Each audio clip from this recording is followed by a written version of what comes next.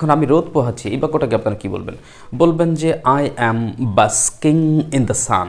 I am basking in the sun. সব কিছু ঠিকঠাক আছে। তখন উনি বলবে যে এভরিথিং ইজ ওকে, যে এটা ভুলে যেও না। তাহলে বলবেন don't forget it.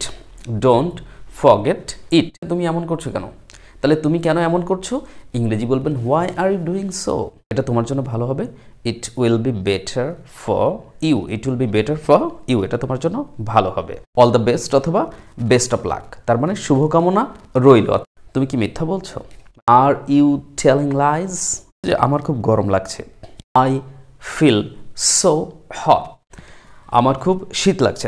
I feel so cold. আমি এটা আর সহ্য করতে পারছি না। I can't bear it anymore. হচ্ছে কাপড়টা নিংড়ে নাও, এটাকে আমরা বলবো রিং আউট দ্য ক্লথ। আমার খুব ঘুম পাচ্ছে। আম সো স্লিপি। আমি ভিজে যাচ্ছি, এটাকে আপনি বলবেন আম গেটিং ওয়েট।